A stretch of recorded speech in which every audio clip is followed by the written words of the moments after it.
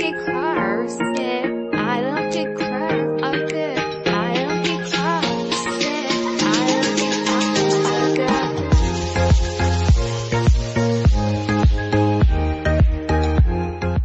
Halo teman-teman, di sini saya akan menjelaskan tentang teori migrasi. Nah, teori migrasi adalah perpindahan penduduk dari satu tempat ke tempat lain untuk menetap secara sementara ataupun permanen, yang dimana dapat melewati batas administrasi, batas negara, dan juga batas politik. Teori push-pull menurut Everett S. Lee menyebutkan bahwa terdapat faktor-faktor yang mempengaruhi seseorang untuk bermigrasi. Faktor yang pertama adalah faktor pendorong atau push factor oleh daerah asal yang mendorong seseorang untuk meninggalkan daerah asalnya menuju daerah baru. Faktor-faktor yang dapat mendorong keputusan seseorang untuk bermigrasi seperti upah daerah asal yang masih kecil. Yang kedua adalah faktor penarik atau pull factor oleh daerah tujuan yang menarik seseorang untuk berpindah ke daerah tersebut. Nah, faktor yang memengaruhi seseorang untuk bermigrasi dapat berupa upah yang terdapat di daerah tujuan lebih tinggi dan juga dianggap bisa untuk memenuhi kebutuhan hidup. Metode yang digunakan di sini adalah melalui wawancara. Narasumber dalam video ini adalah Bapak Sutrisnan dari Desa Kenowo, Kecamatan Dawen, Kabupaten Semarang. Beliau melakukan migrasi ke negara Malaysia adalah untuk bekerja di pabrik yang memproduksi plastik bag. Tanpa berlama-lama lagi, langsung saja kita menonton videonya. Selamat menonton teman-teman. Bye-bye. Assalamualaikum warahmatullahi wabarakatuh. Perkenalkan, kami Eka Permata Kristi. Saya Rita Jardana. Dan kami bersama Bapak Sutrisman dari Desa Mairung, Sumber. kami akan mewawancarai tentang imigrasi. Nah, sebelumnya izinkan kami untuk mengangkat pertanyaan kami ya Pak. Pertanyaan yang pertama yaitu apa alasan utama yang mendorong Bapak untuk berimigrasi? Untuk alasan yang pertama yaitu karena faktor kepingin seperti teman-teman yang pada saat itu kurang lebih tahun 2006 itu di sini lapangan pekerjaan tidak seperti sekarang. Itu minimnya lapangan pekerjaan dan tuntutan kita untuk bisa memiliki apa yang kita harapkan. Jadi pada saat itu saya kepingin untuk bisa seperti teman-teman. Mungkin seperti itu. Faktor yang kedua karena pada saat dulu saya dari keluarga yang mungkin biasa-biasa saja. Biasa-biasa saja itu ketika mau kebutuhan satu hari itu pun cuma cukup untuk makan saja. Jadi ketika saat itu kakak saya sudah posisi di luar negeri pada saat itu, saya memutuskan untuk ikut sana. Pertanyaan yang kedua yaitu bagaimana proses pengambilan keputusan Bapak untuk berimigrasi? Untuk pengambilan keputusan simpel aja, karena pada saat itu saya masih muda, jiwa mudanya masih ada, rasa kepingin harapan ke depan itu lebih baik masih ada. Jadi iseng-iseng untuk ke sana karena di rumah juga kehidupannya mungkin saat itu tantangannya kurang tantangan lah seperti itu. Jadi saya ketika ditawari saya jawab biasa saja langsung ke sana. Pertanyaan yang ketiga, apakah Bapak menghadapi tantangan besar saat memutuskan untuk berimigrasi tersebut? Untuk memutuskan ke sana tantangan terbesar adalah orang tua, meminta izin kepada orang tua untuk bernegosiasi, istilahnya meminta izin biar di sana itu mendapat izin, karena saya sebagai mungkin anak terakhir, jadi dari mereka mungkin masih jaga kecil, jadi mungkin dia mesakit akan kalau duit, jadi kita bernegosiasi bermusyawarah sama orang tua sampai kemudian diizinkan. Lanjut ke pertanyaan kedua, bagaimana pengalaman Bapak saat pertama kali tiba di negara tersebut? Untuk pertama kali kita ketika sampai di imigran kita di sana dimintai data untuk aplikasi dari negara Indonesia sampai di negara Malaysia di saya. Di sana ditanya sampai kurang lebih setengah hari kita berada di imigran untuk menyelesaikan administrasi. Setelah itu kita baru dijemput dari pihak perusahaan untuk sampai di perusahaan tersebut Dan adaptasi pertama yang kita jalani adalah adaptasi dengan lingkungan serta makanan. Seperti itu. Apakah ada kesulitan terbesar dalam menghadapi selama proses imigrasi tersebut? Untuk imigrasi terbesar yaitu dari kesehatan. Ketika di sana kita dicek dari kesehatan, ternyata kok kita tidak lolos, ya otomatis kita dipulangkan. Seperti itu. Jadi sekalipun di sini kita sudah dicek medical check dari Indonesia sudah lolos, tapi ketika sampai di sana ternyata berjalan, kita punya rutan kurang lebih 1 bulan. Ketika 1 bulan dicek ulang medical check, ternyata ada kesehatan yang serius, dipulangkan. Pertanyaan selanjutnya, ketika Bapak itu melakukan imigran, mempengaruhi kehidupan ekonomi Bapak? Kalau mungkin saat itu saya kondisi masih bujang, masih remaja.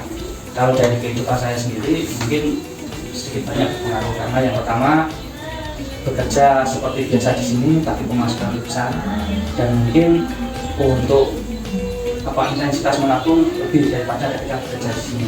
Namun yang saya sayangkan ketika saat itu, karena saya kondisi masih remaja, jadi tidak memikirkan nanti yang saya tabung berapa, yang saya gunakan berapa. Jadi 1 bulan itu memang tidak punya hutang, tapi ketika dihitung, mungkin dihitung sekarang sudah berkeluarga, pengennya ya tentu itu banyak yang ditabung, mungkin seperti itu. Jadi mungkin perubahan untuk ekonomi itu lebih bagus, seperti itu. Pertanyaan yang selanjutnya, bagaimana imigrasi mempengaruhi hubungan Bapak dengan keluarga dan teman di negara sendiri?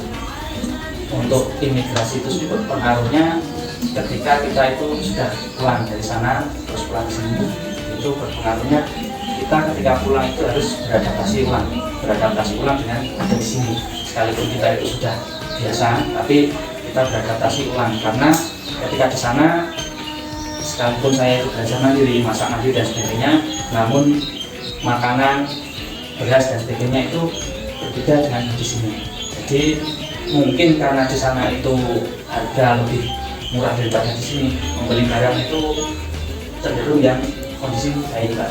Jadi beras ketika saya setelah pulang dari sana, di sini saya adaptasi di sini lagi, makan beras di sini kurang lebih 1 minggu baru bisa makan beras di sini, seperti itu.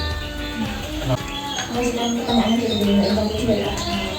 Lanjutnya, bagaimana pandangan Bapak terkait kebijakan imigrasi di negara Malaysia tersebut? Apakah selama mengurus dokumen di sana Bapak mengalami kesulitan atau bagaimana? Kalau untuk mengurus dokumentasi di sana itu mungkin lebih ketat daripada di sini, karena ketika kita datang di sana dan mengurus dokumentasi atau mungkin perpanjang setiap 1 tahun perpanjang kontrak, kita mengurusi di kedutaan Malaysia, itu sulitnya adalah kita harus cek medical check ulang, dan mungkin ketika kita ada masalah sedikit dengan pihak sana tidak serta-merta mengizinkan kita untuk perpanjang.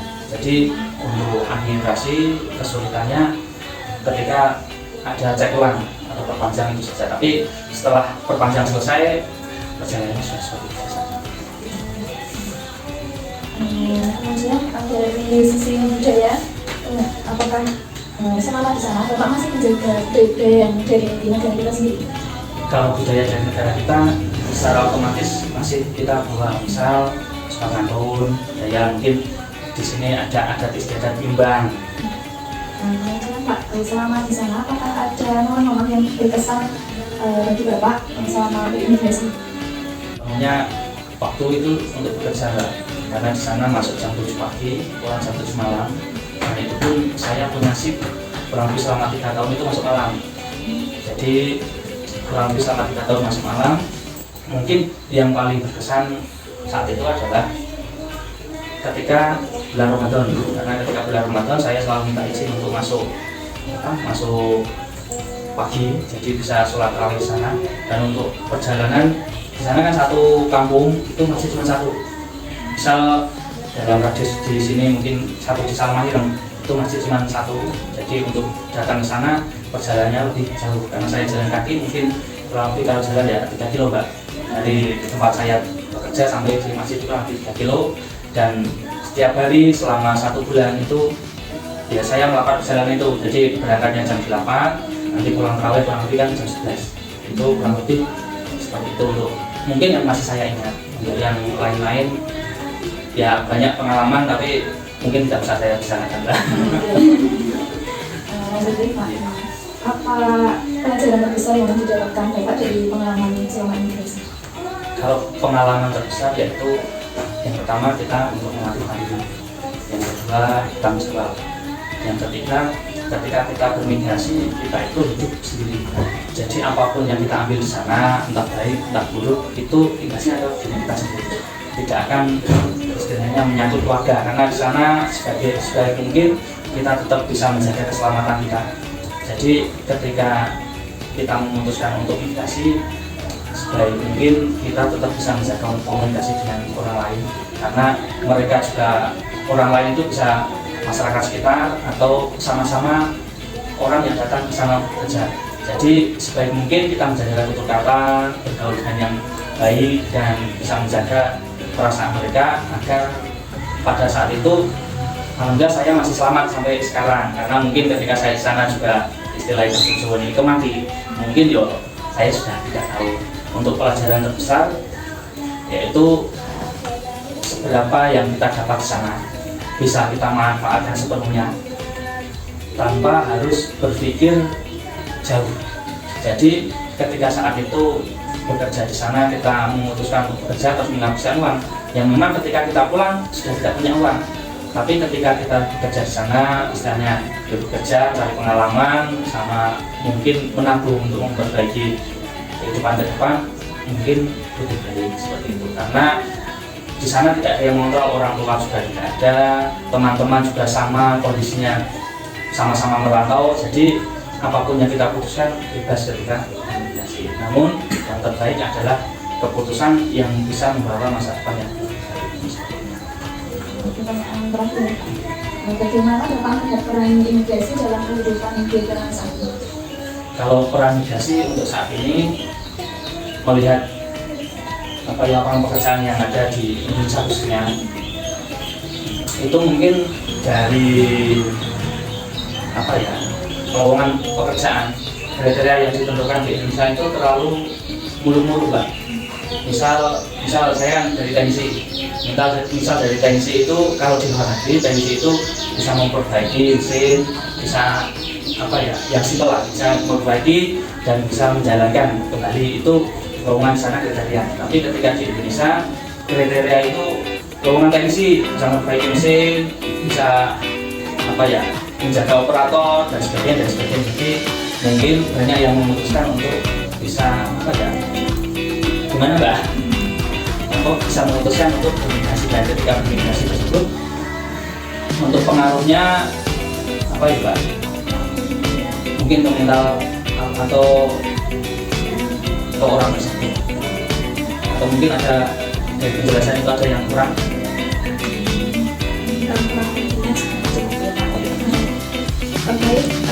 Cukup sekian wawancara yang dapat saya sampaikan kepada Bapak. Terima kasih Pak. Terima kasih. Wassalamualaikum warahmatullahi wabarakatuh. Kesimpulan dari wawancara dalam video ini, narasumber melakukan imigrasi karena usaha beliau masih belia, sehingga memiliki semangat untuk mengembangkan diri dan melatih kemandirian. Selain itu, faktor yang mendorong beliau untuk imigrasi karena upah di negara Malaysia pada saat itu lebih besar atau lebih tinggi dibandingkan di negara Indonesia, sehingga hal ini sejalan dengan teori migrasi Everett SOI tentang push pull factor. Pelajaran yang dapat diambil dari wawancara ini yaitu selagi kita masih muda, seharusnya kita berani mencoba hal baru untuk mendapatkan ilmu baru ataupun pengalaman baru. Sekian yang dapat kami sampaikan, kurang lebihnya mohon maaf. Terima kasih. Wassalamualaikum warahmatullahi wabarakatuh. Thank you for watching teman-teman.